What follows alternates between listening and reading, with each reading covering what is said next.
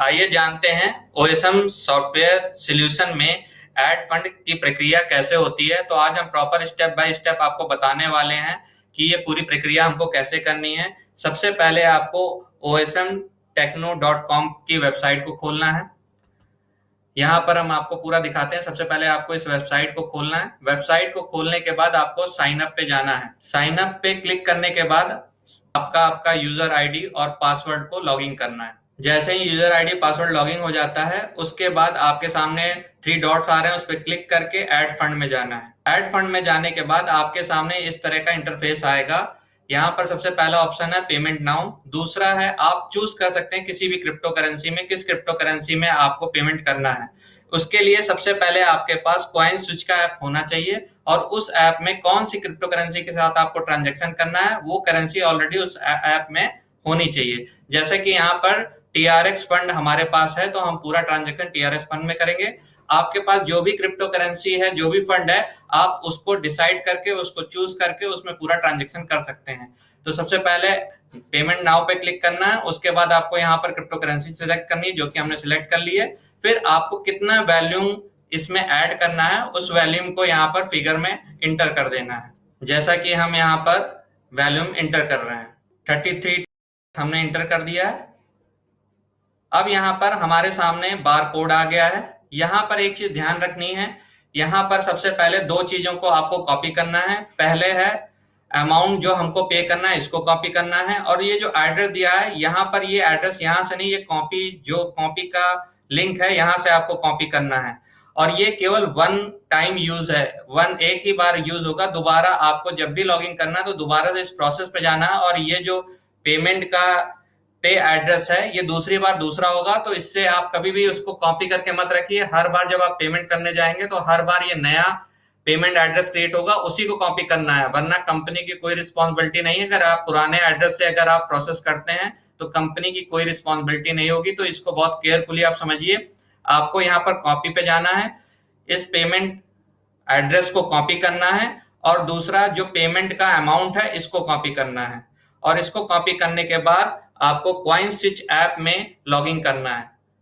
आइए आप देखते हैं कि कॉइन स्विच ऐप में कैसे लॉगिन करना है। पहले हम ये एड्रेस कॉपी कर लेते हैं।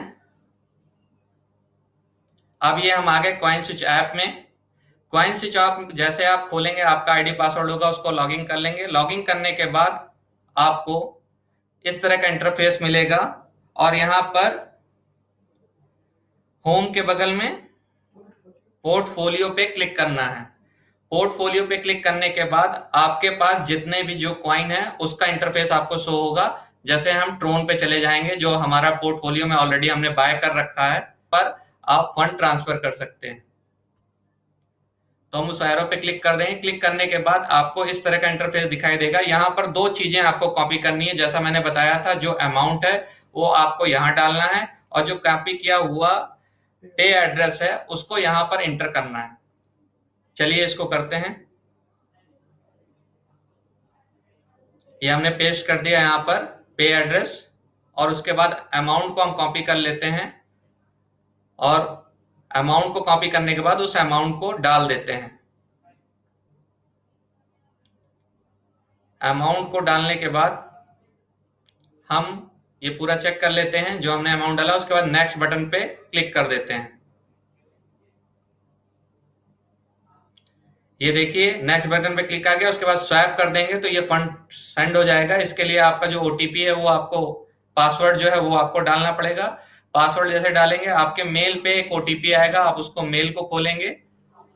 ये देखिए मैं इसको रिफ्रेश कर रहा हूँ। फिर उसके बाद मेल पे हम क्लिक करेंगे। मेल पे ऑलरेडी OTP आया हुआ है। इस OTP को हम वापस अपने ऐप में, कॉइन स्विच ऐप में इंटर कर देंगे।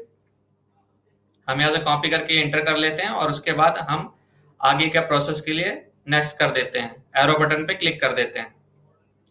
ये देखिए ट्रांजैक्शन सक्सेसफुली डन दिखा दिया है। ये ट्रांजैक्शन सक्सेसफुली डन होने के बाद हम इसको दोबारा रिकन्फर्म कर सकते हैं। हमको ट्रांजैक्शन में जाना है। ट्रांजैक्शन में जाने के बाद देखिए स्टेटस पेंडिंग दिखा रहा है। ये 15 से 20 मिनट के अंदर ये कंफर्म हो जाता है।